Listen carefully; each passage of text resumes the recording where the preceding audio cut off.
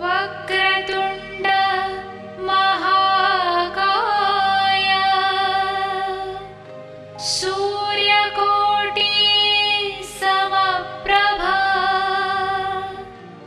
निर्विघ्नं कुरु मे देव सर्वकार्येषु सर्वदा।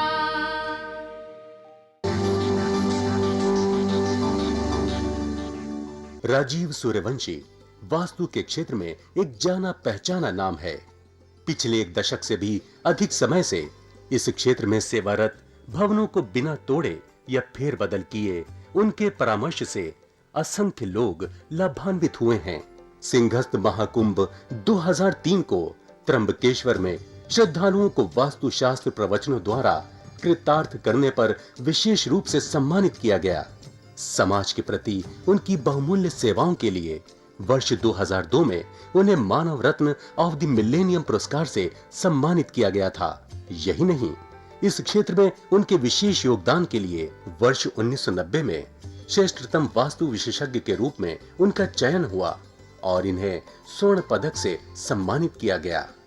राजीव सूर्यवंशी ने समय समय पर देश के विभिन्न भागों और विदेशों में सेमिनारों और कार्यक्रमों का आयोजन करके समाज की खुशहाली और उत्थान में अपना योगदान दिया है। देश विदेश के कई व्यापारिक प्रतिष्ठान, शैक्षणिक संस्थाएं, सामाजिक और धार्मिक संगठन तथा जन सामान्य उनके निस्वार्थ और उत्कृष्ट मार्गदर्शन का लाभ उठा रहे हैं। इस क्षेत्र में उनकी एक उल्लेखनीय उपलब्धि वास्तु रिसर्च फाउंडेशन की स्थापना है। वास्तु के क्षेत्र में जिज्ञासु लोगों के लिए राजीव निष्ठावान पथ प्रदर्शन की भूमिका निभाते रहे हैं और उनकी जिज्ञासा शांत करते रहे हैं। उनके अनेक विद्यार्थी इस प्राचीन विज्ञान का देश भर में प्रचार प्रसार करके लोगों का ज्ञान वर्धन कर रहे हैं। नमस्कार दर्शकों, वास्तुशास्त्र जीवन जीने का ढंग है। वास्तुशास्त्र हमें बताता है कि हमने किस प्रकार से अपने जीवन में खुशी, शांति और समृद्धि को स्थान देना है और किस प्रकार से खुशी, शांति और समृद्धि को प्राप्त करना है।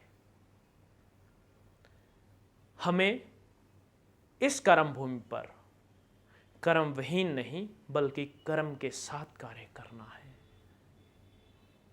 और जैसे ही हम कर्महीन हुए तो हमारा सब कुछ छूट गया, फिर कोई भी सहारा नहीं रह जाता। ये बिल्कुल उसी तरह से है कि आपने अपनी किश्ती समुद्र में डाल दी और आपके पास पतवार नहीं है। जब पतवार भी है तो समुद्र जितना मर्जी उफान पर हो, आप अपनी कश्ती को उस पतवार के सहारे पर आगे ले जाएंगे, अपनी मंजिल तक पहुंच जाएंगे। यही मंजिल है मनुष्य के जीवन में वास्तुशास्त्र की। अभी मेरे को बॉम्बे के एक फूड कोर्ट का याद आता है कि किस प्रकार से वो दुविधा में फंस गए और फिर धीरे धीरे सुविधा में आ गए। ये फूड कोर्ट था खाने के स्थान का भंडार, जहां पर लोग आते थे, रेडीमेड खाना और बैठकर खाने का प्रबंध था। ये ब्रह्मांड की सबसे अच्छी दिशा उत्तर की दिशा में था। उत्तर दिशा कुबेर की दिशा मानी जाती है, यानी कि महालक्ष्मी के भंडार की दिशा, जहां से महालक्ष्मी धन निकालकर हम मनुष्य में वितरित करती हैं। ये वो दिशा थी। इस दिशा पर ग्राउंड फ्लोर पर उनकी अपनी बेकरी, फर्स्ट फ्लोर पर रेस्टोरेंट और सेकंड फ्लोर पर डीजे फ्लोर था। ये तकरीबन पिछले 3-4 साल से था और इस फूड कोर्ट में, इस खाने के स्थान पर हर प्रकार के खाने की सुविधा थी। रेडीमेड से लेके पैक फूड से लेके मेड टू ऑर्डर तक की। किंतु 3 साल से कोई स्थिति में सुधार नहीं हो रहा था। ये 3 साल से अभी मन में यही एक वाक्य, एक स्लोगन लेकर चले हुए थे कि पहले साल हट्टी, यानी पहले साल तो हमने दुकान खोली है, दूसरे साल हम इन्वेस्टमेंट्स कर रहे हैं, तीसरे साल हमें प्रॉफिट्स आएंगे। हट्टी, चट्टी और खट्टी, उस तरह से। तो मैंने इन्हें समझाया कि ऐसा कोई अब लॉजिक नहीं है। आप दुकान खोलते ही, अपना कार्य स्टार्ट करते ही, अपना व्यापार आरंभ करते ही प्रॉफिट्स लेना शुरू कर सकते हैं। जब इनके शोरूम पे पहुंचे, ये जो फूड कोर्ट का शोरूम था बहुत ही विशालकाय और एकदम समृद्ध इलाके के अंदर था, जैसे बॉम्बे का जूहू और चौपाटी, ऐसे समृद्ध इलाके में था ये। अब वहाँ पहुँचे तो पूरा आदमकद शीशा, आदमकद ग्लास था, जिसमें से अंदर और बाहर की स्थिति बिल्कुल दर्शाई जा रही थी। अब उत्तर की एक ही दिशा इन्हें खाली मिली थी, बाकी तीनों दिशाओं में और लोगों के मकान थे या कार्यस्थान थे। अब उसी दिशा से लाजमी है कि सीवर भी उसी दिशा से बाहर आना था। अनजाने में इन्होंने उत्तर और पूर्व दिशा से सीवर को बाहर निकाल लिया, और क्योंकि फुली एसी था इसलिए शीशे बंद रहते थे, दरवाजे बंद रहते थे, लेकिन वो ट्रांसपेरेंट शीशे थे जिनमें से आर पार दिखता था।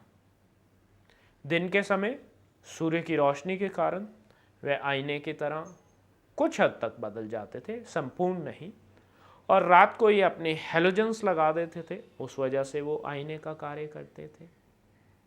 यानी जो भी व्यक्ति अंदर प्रवेश कर रहा होता था उसे परोक्ष रूप में ऐसे लग रहा था कि वो बाहर आ रहा है, क्योंकि आईना तो एकदम रिवर्स एक्शन दिखाता है। इस तरह की स्थिति थी। अब ये जो फूड कोर्ट था ये सारा संपूर्णता बना हुआ था, इसमें कहीं पर किसी प्रकार की तोड़फोड़ का कोई रास्ता छूटा ही नहीं था। अब उसमें एक बहुत लंबा फ्रिज और उसके ऊपर काउंटर के रूप में कार्य कर रहा था, वह इन्होंने इस फूड कोर्ट के मध्य में रखा हुआ था, जो जिसकी की लंबाई शुरू से लेके अंत तक थी। उसको मध्य स्थान से सरका दिया गया, हटा दिया गया, और मध्य स्थान में कुछ और खाली स्थान छोड़वा दिया गया।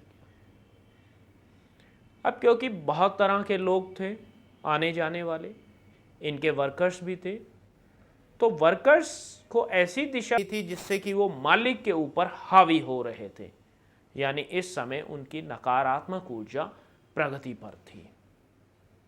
अब उस नकारात्मक ऊर्जा को रोकने के लिए वहां पर एक अभिमंत्रित लैंप को लगा दिया गया, जो निरंतर ही सकारात्मक ऊर्जा को बहा रहा था, जिससे नकारात्मक ऊर्जा जलती जा रही थी। इस लैंप को उन्हें ऐसा बताया गया कि इस लैंप को आप सुबह से जलाएं और रात तक, जब तक आपका ये फूड कोर्ट खुला है, इस लैंप को जलता रहने दें, जिससे कि धीरे धीरे जो लेबर है, जो वर्कर्स हैं, जो स्टाफ हैं, उनकी जो नकारात्मक ऊर्जा है, जो कि काफ़ी इस समय प्रगति पर है, वो धीरे धीरे नष्ट होती जाएगी और फिर धीरे धीरे वे लेवल पर आ जाएंगे। फूड कोर्ट की टेरेस पे ही स्टाफ के रहने के लिए स्टाफ क्वार्टर्स बने हुए थे। सबसे पहले तो स्टाफ क्वार्टर्स का अरेंजमेंट बाहर कहीं और कर दिया गया, और यहाँ से जितने भी स्टाफ क्वार्टर्स थे उसको स्टोरेज में बदल दिया गया। अब इसी फूड कोर्ट के बाहर उन्होंने कुछ स्टॉल्स अपने लगा दिए थे, जो कि स्टॉल्स भेलपूरी के, पाव वड़ा के, पाव भाजी के स्टॉल्स थे, जहाँ पे अग्नि जल रही थी।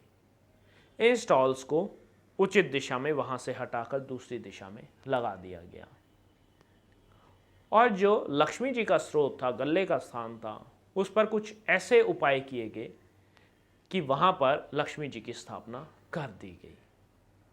धीरे धीरे 3 महीनों के अंदर सारी स्थिति कंट्रोल में आ गई, और ईश्वर कृपा से आज वही फूड कोर्ट का मालिक एक नया फूड कोर्ट खोलने की फिराक में है, और वो उसके लिए एक अच्छा सा प्लॉट का चयन कर चुके हैं।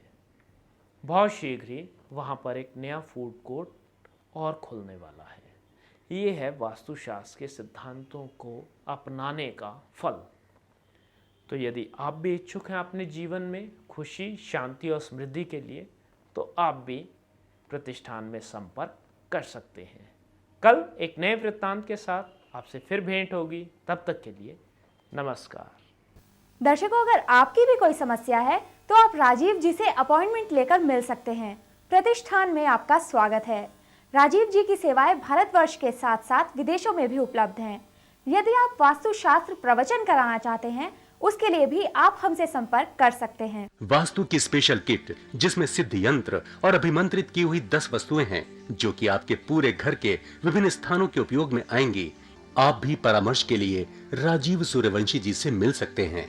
पता है भारतीय वास्तु अनुसंधान प्रतिष्ठान, C6, सरस्वती गार्डन, कीर्ति नगर, नई दिल्ली 15।